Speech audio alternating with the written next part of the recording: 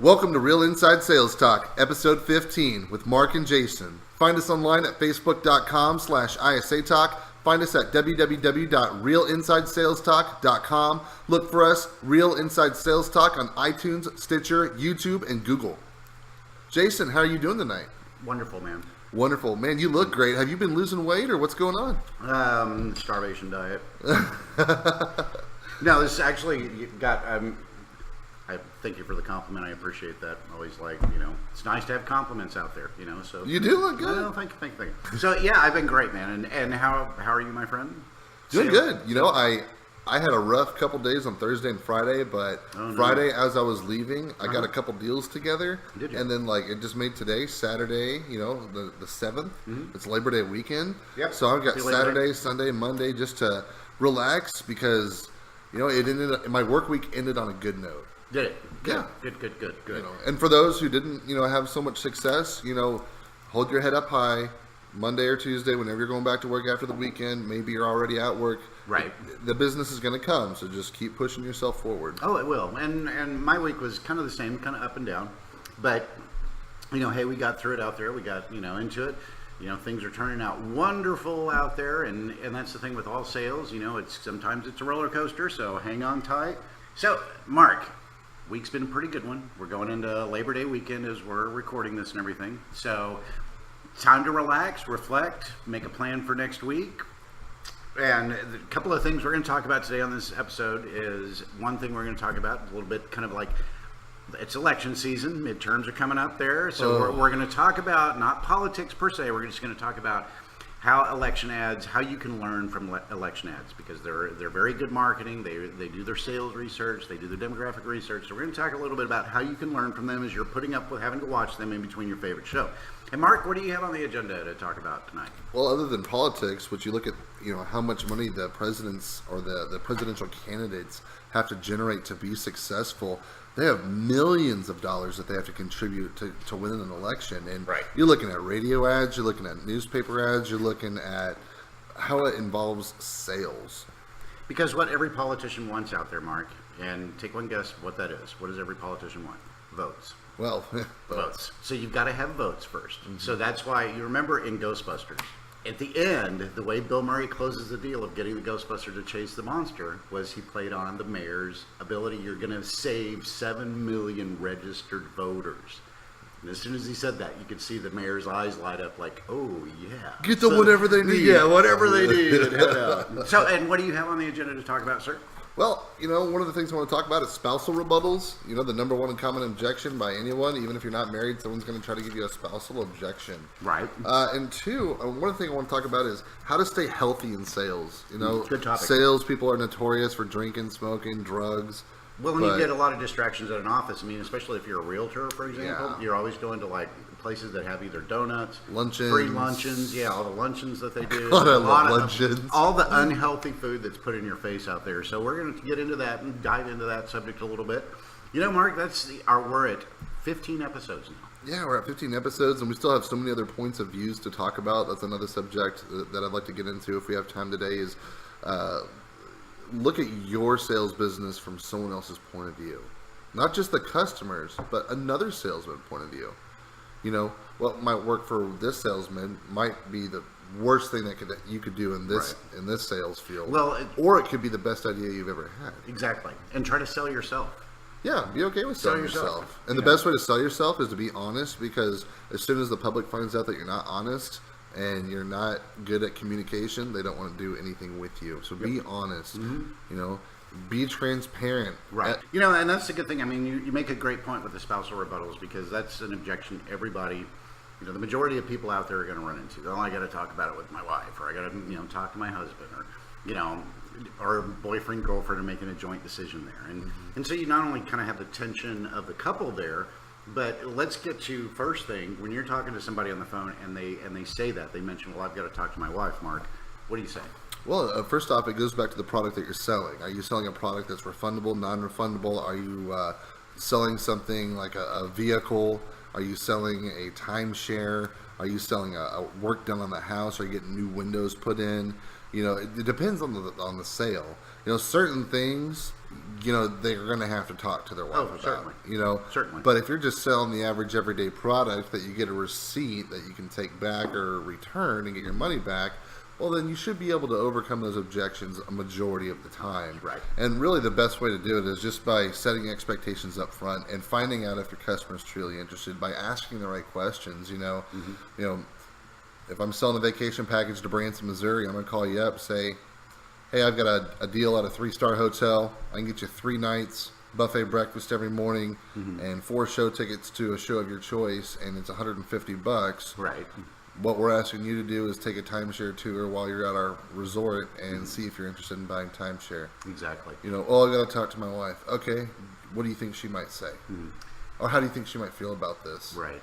Oh, well, I don't care how she feels, or I'm pretty sure that she'd go for it, but, you know, or I'm pretty sure that she's probably not interested. Okay, no problem. It's fully refundable. If she hates the idea, call me back. I'll refund it back to your credit card. That way you're not sleeping on the couch tonight. So you try to, I mean, that's the thing. Do you try to, when they do offer, say, a spousal rebuttal like that, I mean, are you always giving them an out to say, okay, yeah, go talk to your wife, or do you try to just go ahead and just get them closed there? I assume the sale. I go for the sale because I'd much rather make sales and have people call in and cancel than not have any sales at all. Right. Because at least my sales manager is going to be like, yeah, he's making the sales. Right. I'm listening to the calls. Right. He's doing everything that he's trained to do. But it's just, Now, we're going to have those customers. Okay, so let's then say, let's go down this first road real quick. If they call back and they do cancel, or wanting to cancel, not that they do. Glad you asked. If they want to cancel. If they call back and they want to cancel, how do you handle that? So I'd try to save the deal. Okay, well, what about it is prompting you to cancel? Is it the timeshare? What's going on? Oh, I don't have enough time or whatever. Okay, so what I'm going to do is I'm going to give you a free time extension. Now, would you do anything other than, what other kind of pitches did you have besides, Well, say, I know your husband got our deal at our promotional price of $149.99. If you'd be willing to keep this package and take that 90-minute timeshare tour, I'll do it for $99. Fair enough? And then I can't tell you how many times I'm like, yeah, okay. Yeah, so you just Because I'm like, look, I'm giving you a buffet breakfast at a 3-star hotel, 2 queen beds, non-smoking for 3 nights. It's a reputable place. You know it and I know it. So you're either taking it or you're not. So did you make much money off the lower price, though? Did they have some weird rule that, like, oh, they call in and you offer them a discount, then, that's, you don't get paid? They do something stupid like that? Well, sometimes, but for example, the lowest we could ever go would be $79. But the call center, like, there's the money that the timeshare company wants to make off the sale, and then there's the money that the call center wants to make off the sale. Right. So, like, if we're pitching a product, like normally on certain things, we'd call and pitch it at $249, lower it down to $179, $139. 99. Okay, 79. Just go. Just so we can get people in the door for the timeshare tours. Right. That way the timeshare salesman can have more people to pitch. Right. And so now typically when you get that type of rebuttal, I've got to talk to my wife. What other sort of, when they would say something like that, how did you handle it as far as like man or a woman? If a woman said, hey, I got to talk to my husband, was there a difference in like your approach like for each one? And it's not, I mean, individuals are individuals, and you pitch the client, that's the client. And I'm just thinking that was there different rebuttals from a man versus, say, a woman? Did a woman offer different ones? Well, absolutely. And then another thing is this goes back to knowing your scripts. If you plant the bombs early on and you can make them explode later on in the process, it's going to benefit you. So if you let them know up front at the beginning it's refundable, that way if they have any questions they can return it, and they move forward, then you're most likely to not get that objection. Okay. Like, for example, there's always that wife that says, I don't do anything without my husband's authorization. Yeah. We know she's lying to us. Right. We know she does, but like, typically might be lying. Sometimes it's a fact. Some of them don't. So I have to kind of go back and check myself. Either 1, she doesn't trust me, or 2, she doesn't have enough information. Right.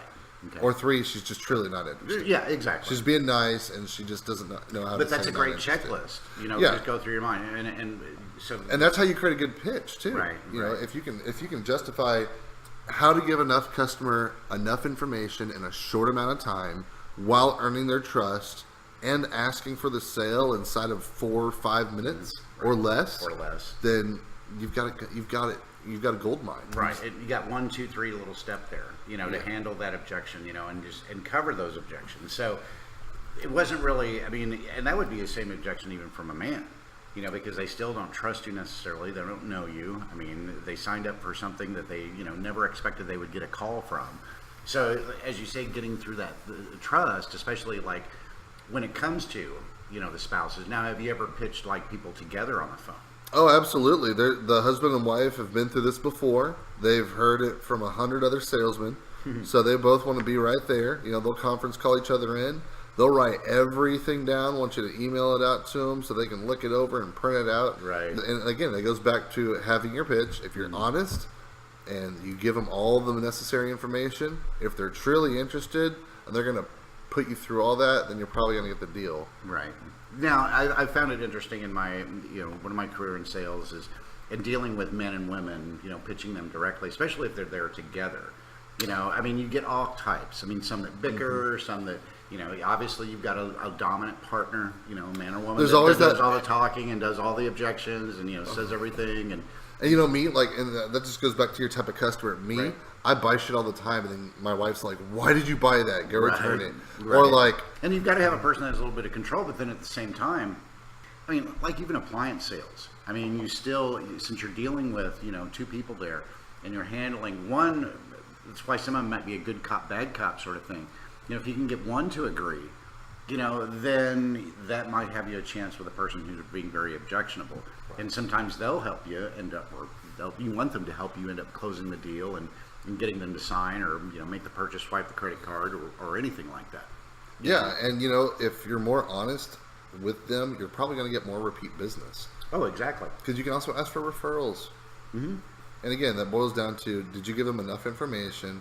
Are they actually really interested? And do they trust you? Mm-hmm. And what are you doing to either A, make them not trust you? Are you Right. sounding or looking like a sleazy Yeah. salesperson?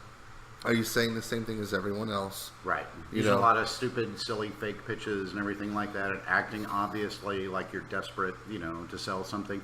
Well, I mean, there's 100 different sales gimmicks. Like, I call a person on the blue, we're running a promotion here. Dude, you run that same promotion every day. It's on your website. right. Stop right. calling me every Friday at 6 o'clock. Right. Right. And for those of you out there who do get a lot of spousal objections, go to our Facebook page /ISA Talk. Go to episode 15. In the comments section, let us know what some of your common objections are and how you handle them out there. Share them for us, because that's the great thing about it. You know, as you experience this more and learn more, like you just Mark had earlier referenced about being able to go through kind of a mental checklist of what I need to do, you know, and the type of objection that it Preparing has. for battle. Yeah, That's the way I look exactly. at it. Yeah, You know? because 90% of the time they're saying no is not really no. You It's know, I don't they have just, enough they don't information. have enough information. They don't trust you. They don't, you know, they don't not really. You know, you're invading their privacy to an extent. Just calling How'd you them get out of my the blue. number? Yeah, how'd you get my number? And make sure when you are talking to them and you are handling those objections out there, those spousal objections out there, that you do it directly to the point. Find out information that you can about, you know, the person that you're talking to, and dig a little deeper into their objection. You know, that's the thing about the feel, felt, found. You know, I understand how you feel. I talked to 100 other people who have felt the exact same way you do. Once they had found out that it's fully refundable, or that I'd actually like to meet with you in person and your wife or your husband. I'm so happy you brought up that you want to speak to your wife or your husband, because I do too. Yeah. In fact, I could be there at 4 or 6 o'clock better.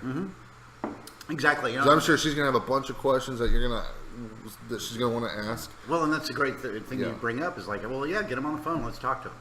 Well, and you have to be careful with that too, because that could be like, okay, salesman, you're pushing too far, which I've been told 1,000 times I do, because I'm Yeah. very pushy sometimes. It depends on the product.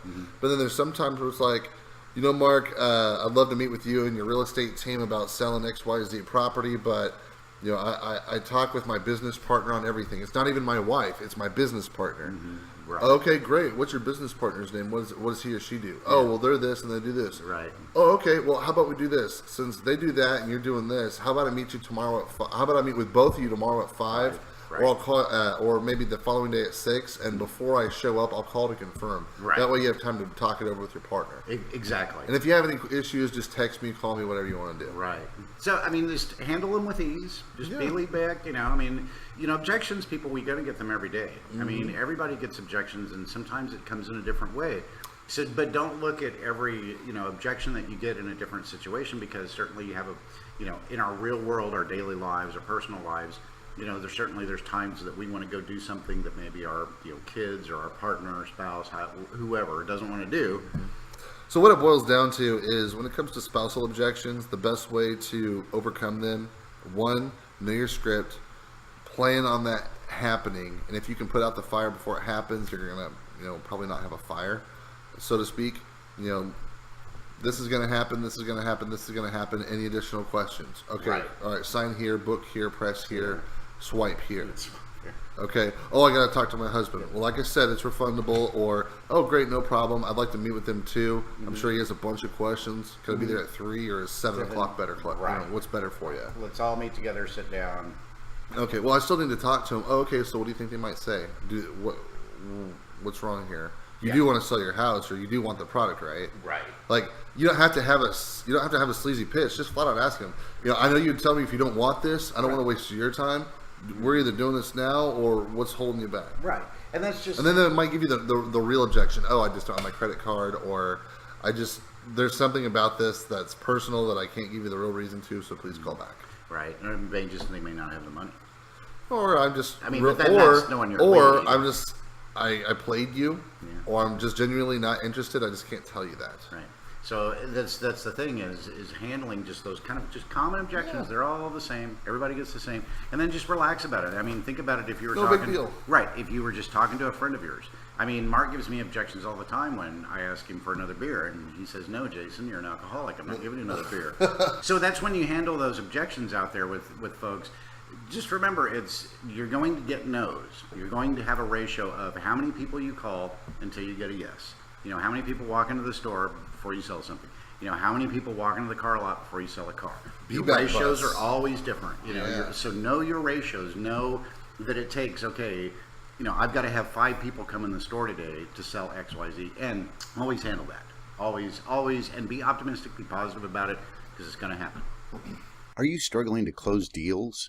Do you want to become a more effective negotiator? Are your goals to increase your sales? Well, for as little as $5 a month, you can accomplish this by becoming a subscriber to Real Inside Sales Talk. Get access to our secret Facebook group where you can talk with Mark and Jason and other salespeople who are also working to achieve their goals and dreams. And not just access to the secret Facebook group. You get access to our weekly newsletters, special bonus live content, and most importantly, a one-on-one coaching call with Mark and Jason.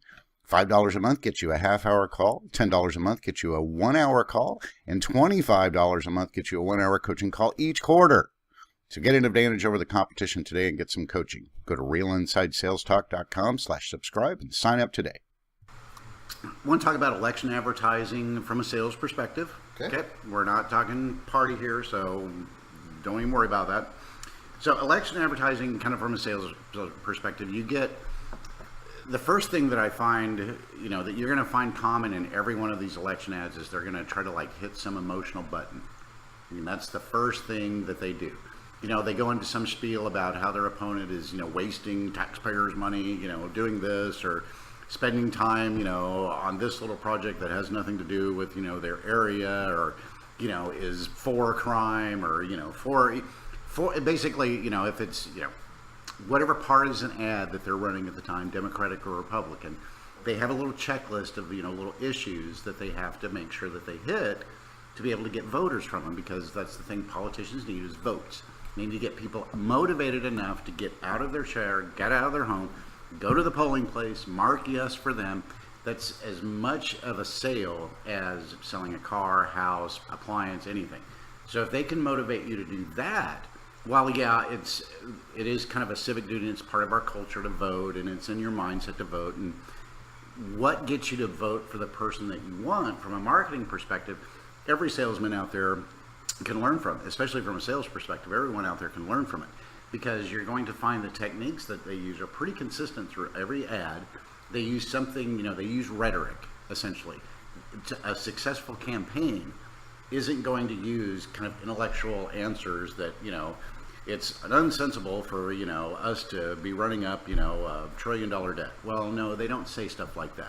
They say something like, my opponent is for, you know, my opponent wants to, you know, increase your taxes. I mean, they do something very inflammatory that like gets your attention right off the bat. Exactly. And so that's where the thing, where when we start seeing a lot of these ads out there, and we've got to, you know, kind of I want to pay homage to some of these strategists who came up with some of these campaigns.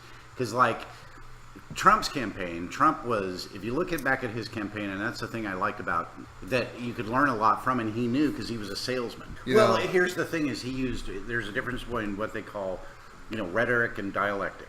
And that's one thing that Trump, played on is, he pushed emotional buttons out there, and Clinton, there was no way she could convey that. She could not come across. And she had too much. But she could not get a crowd behind her. Trump could get a crowd behind him. Trump could get a crowd worked up and wanting to go out and vote for him. Obama did the same sort of thing, man. Everybody played into that. He could get a crowd where he was a great orator. He could deliver a pitch like, well, and again, to get you motivated enough to get out of your chair to go vote. It's the same thing as to get you motivated enough to say yes to whatever it is I'm selling.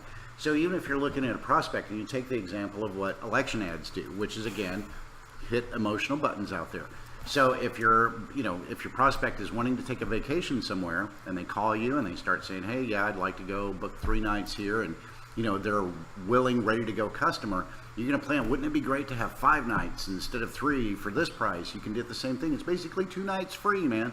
Or with this car, it's like, well, wouldn't you feel more comfortable being able to go from A to B and use less gas here? This is going to save you money because it's not going to use any gas. Or, this appliance here. This is one thing. Are you tired of, not being able to cook your turkey perfect every Thanksgiving? Here you go. Are you tired of, your washer not really getting your clothes clean? So once you start kind of playing on kind of an emotional nerve there, get the client interested, then that way you can get them to walk them into the yes, because you want to develop the trust. That's the other thing political ads have to do. You have to trust me.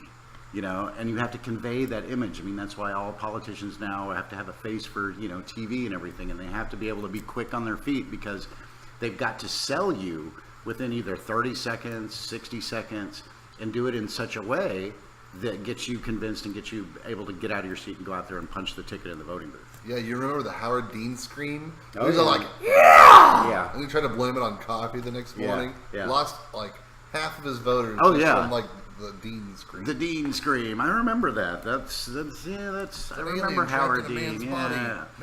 You look at some of these top dogs, and especially over the last 20, 30 years in election campaigning, and you've got like Karl Rove, and you have James Carville back in the 90s, and Ed Rollins was big back in the 90s too. He helped at Ross Perot on his campaign, if I remember right. And that's the thing, is these guys created these marketing strategies essentially.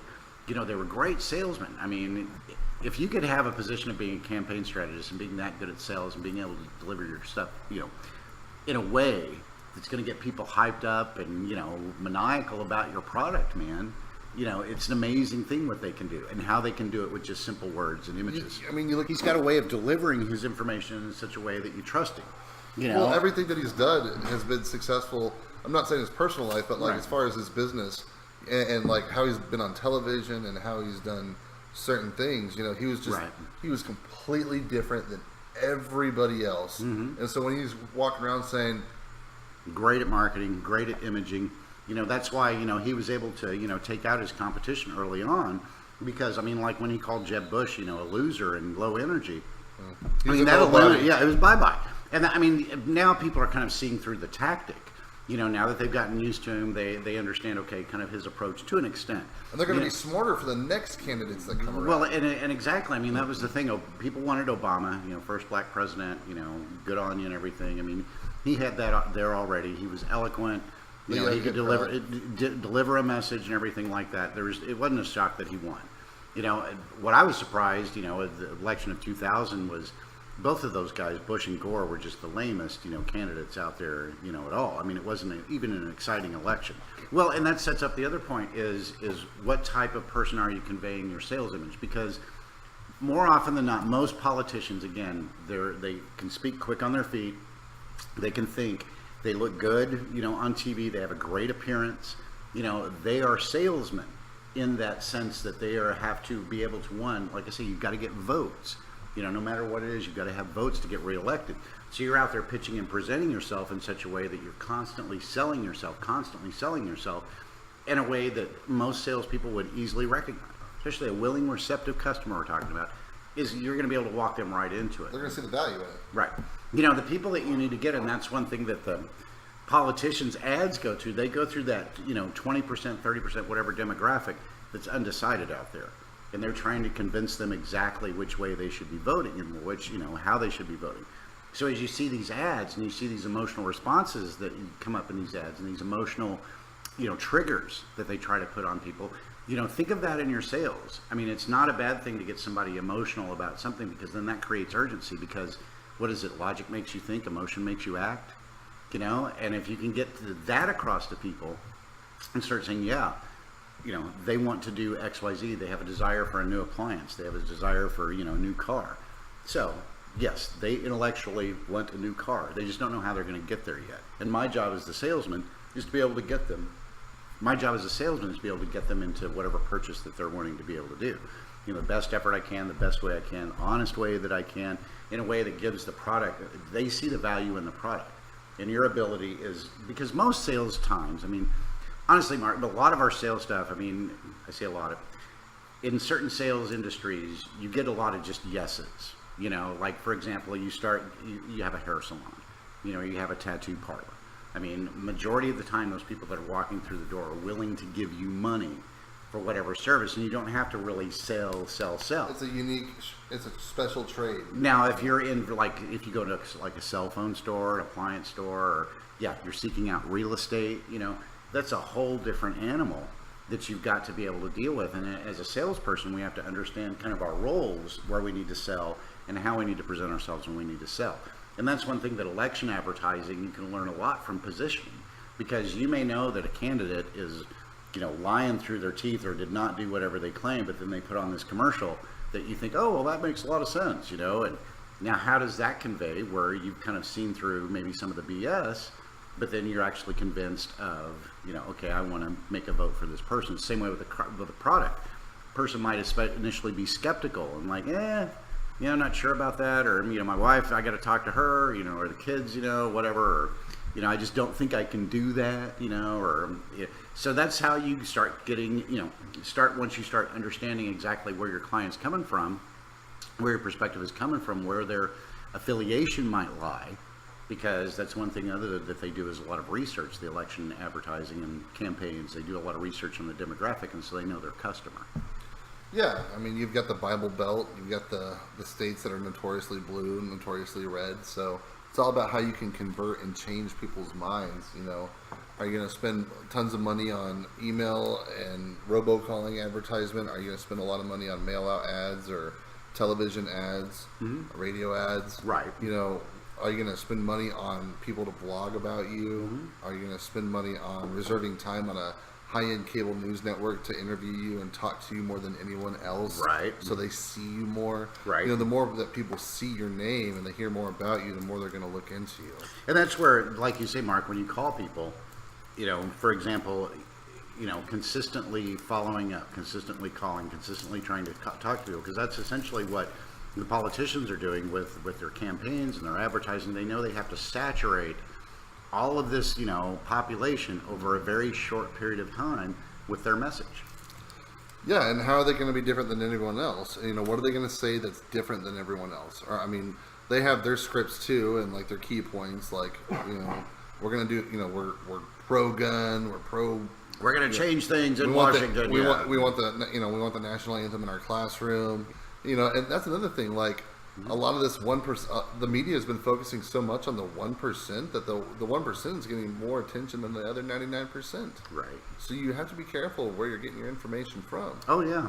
Do you trust the information from that source? Well, and not only that, especially the information that you're conveying, to your client. That's where it comes back to being, that's where you want to be an honest salesman, because then, like you say, being a dishonest salesman and being kind of shifty, you're not going to get the follow-up, because they're going to find out and they're going to be like, wow, this person lied to me and this person BS'd me. Do you have a reputation for it? Yeah, and if you have a reputation for it, I mean, if you have a reputation for being a slime ball, then you've earned it. But to close this out, with the campaign season coming up out there, people, just kind of keep an eye on the edge. You don't have to make a point to listen to every single one of them, but you can learn a lot from as a salesperson from political campaigns. Because that's exactly what they do. It's reach a lot of people in a short period of time. They do a lot of follow-up. They do a lot of just outreach lead generation. I mean, just think how much lead generation. Fundraising. You know, fundraising. I mean, you've got to have these events, so they're networking events to us salespeople out there. People out there, just kind of keep them in the back of your mind. It's a nice little snippet of way to learn something, just kind of, fairly quickly, easily digestible while you're watching whatever favorite program you have on TV. Although this day and age, you're probably going to see them more on social media and Facebook and stuff like that, because not a lot of people are on, watch actual TV. It's Netflix and stuff like that. So you're probably going to see some politically targeted ads, on Netflix maybe, but. And that reminds me, we want to thank you for listening to Real Inside Sales Talk, episode 15 with Mark and Jason. Find us at realinsidesalestalk.com and facebook.com/ISA Talk.